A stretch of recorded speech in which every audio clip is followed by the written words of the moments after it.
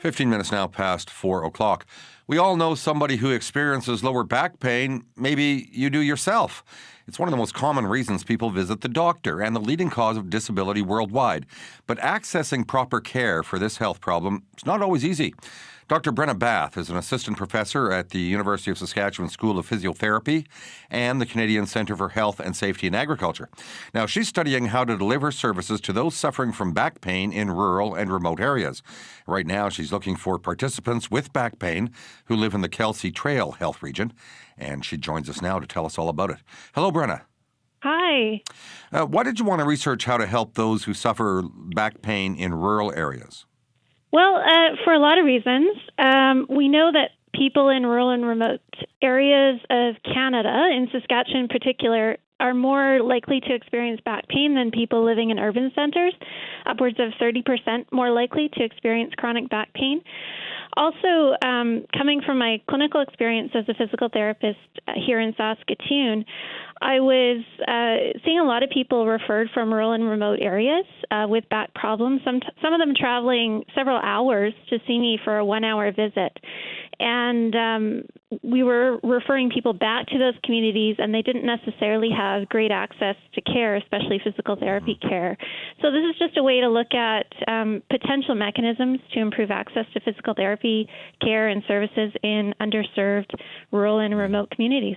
Just thinking that it's probably not the best thing for a sore back to get stuck in a vehicle seat for 3 or 4 hours to come see you.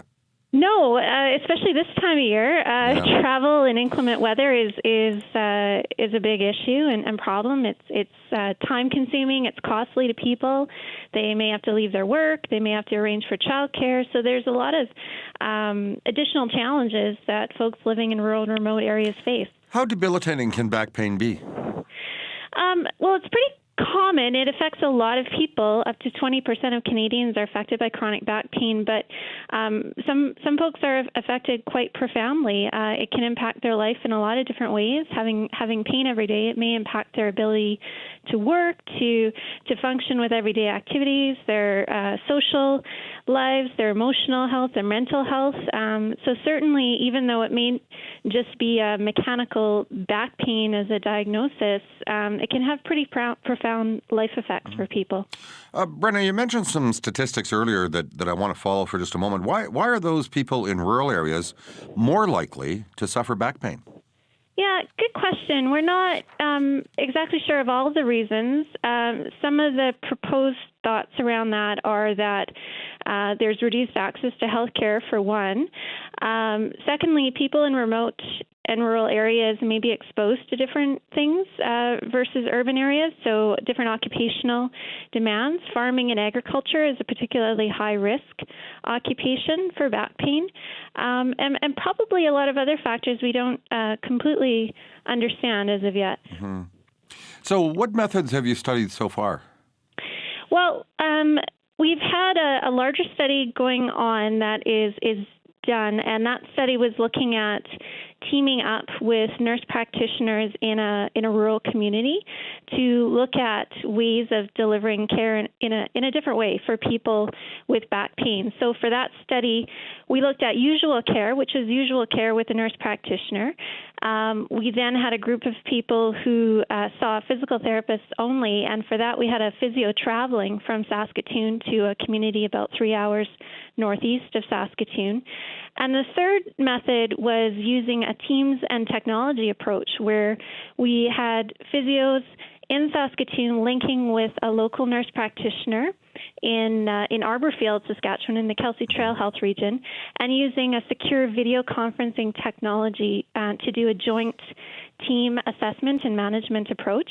And that was technology that eHealth Saskatchewan was piloting at the time, a laptop-based system. And for this newer study, we're looking at using a traditional telehealth compatible unit, and again, partnering with eHealth Saskatchewan to provide that service and delivering a team-based assessment. And a third type of technology that we have piloted with one case in a remote northern community in Pelican Narrows is a remote presence robot.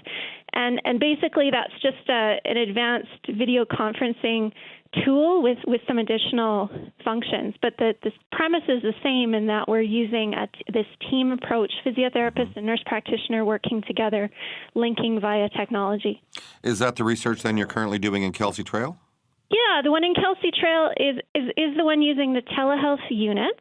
And why we want to look at this is we not only want to know, does this different method of providing care, is it beneficial to people, but how do different technologies, how useful are they from the perspectives of the healthcare providers who are using them, but also the participants or people with back pain. And you're currently looking for participants? We are, yeah. We're looking for a few more people to sign up. Assessments are happening this month and possibly into next month. We're looking for people who are between the ages of 18 and 80 years of age.